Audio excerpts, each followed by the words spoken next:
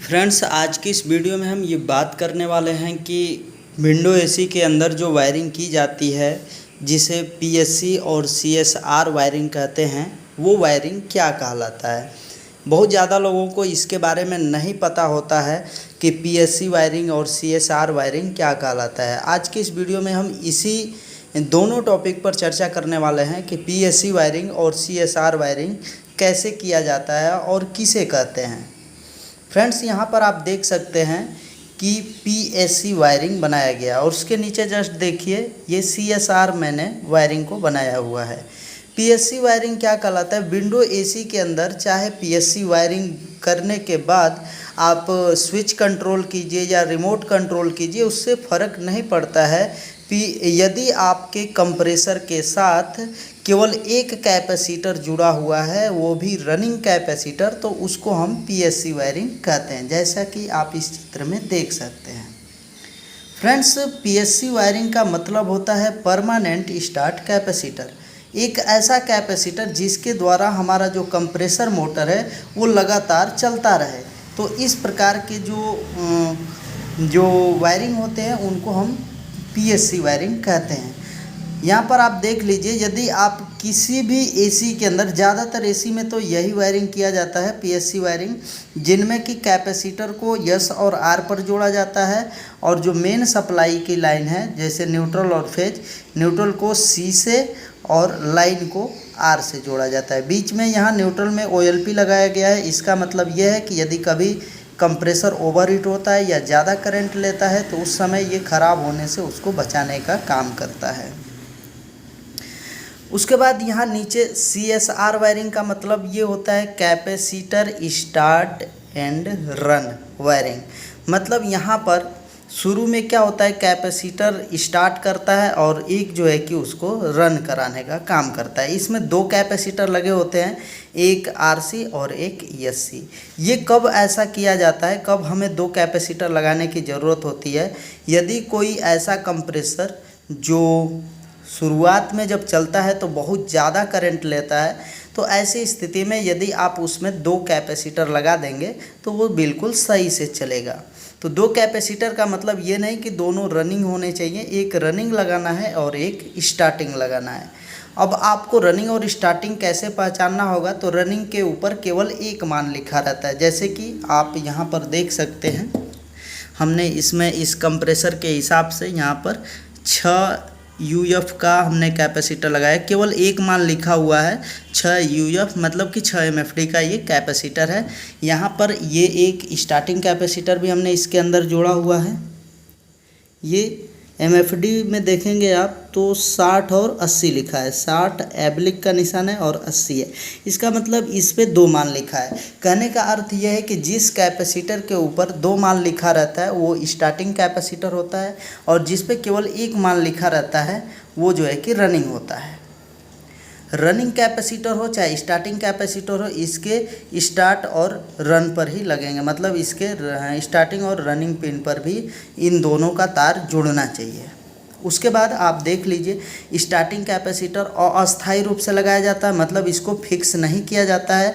Compressor जैसे ही चालू हो जाए इस कैपेसिटर का कनेक्शन अलग हो जाना चाहिए। यदि अलग नहीं होता है तब भी जो है कि हमारा कंप्रेसर प्रॉब्लम में रहेगा। ये क्या करता है, झटका देता है और तुरंत जैसे ही कंप्रेसर चालू होता है इसको यहाँ से हट जाना चाहिए। तो इस कैपेसिटर को तो यहाँ डायरेक्ट लगाना है, ये कैपेसिटर इस व्यवस्था के साथ लगाना है कि ये चालू हो जाए तो हट जाए। तो उसके लिए इसके अंदर एक ये रिले लगाया गया है। कुछ इस तरीके का रिले होता है, ये वोल्टेज टाइप रिले इसको बोलते हैं, या फिर एसी का रिले भी कहा जाता है। इसमें टोटल 4 पिन होते हैं, आप देख लीजिए। इस कनेक्शन को ध्यान से देखिए और समझिएगा। सीएसआर वायरिंग थोड़ा सा टफ होता है लेकिन बहुत ज़्यादा टफ नहीं होता है। इसमें क्या करना है, दोनों कैपेसिटरों का जो तार होगा, एक एक तार रनिंग पर जुड़ना चाहिए, एक एक तार जो है कि स्टार्टिंग पर जुड़ना चाहिए यहाँ पर।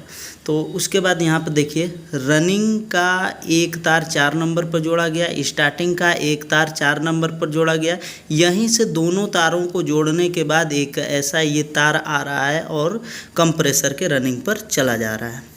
उसके बाद यहाँ पर देखेंगे रनिंग जो कैपेसिटर है उसका दूसरा वाला वायर 2 नंबर पर जोड़ करके डायरेक्ट स्टार्टिंग पर पहुंचा दिया गया।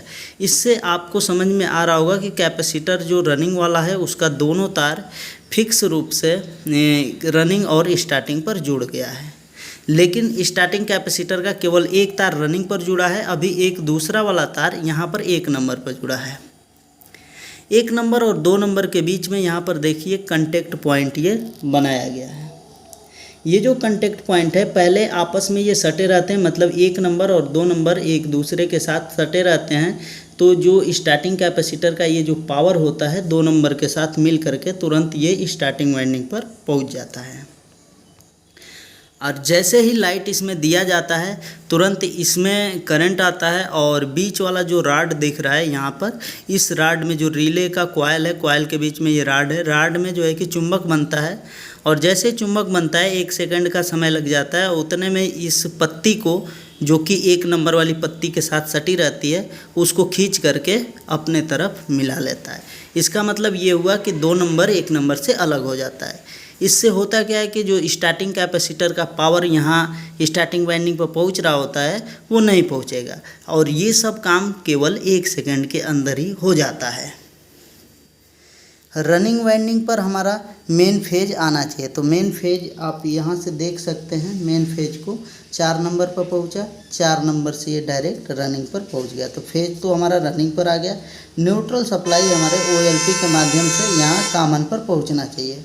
तो न्यूट्रल सप्लाई जो है कि ये OLP से होते, मतलब 5 नंबर पर आया, OLP पर आया, OLP से जो है कि कॉमन पर पहुँच गया। तो CSR वायरिंग जो है कि कुछ इस तरीके से किया जाता है।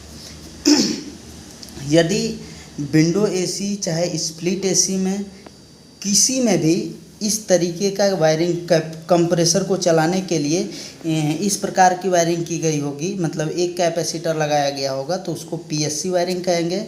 और यदि किसी AC के अंदर जो विंडो हो चाहे स्प्लिट हो उसमें ऐसा वायरिंग किया गया है, मतलब कंप्रेसर को चलाने के लिए 2 कैपेसिटर लगा करके एक रिले वगैरह भी लगाया गया है, तो इसका मतलब ये है कि ये CSR वायरिंग है।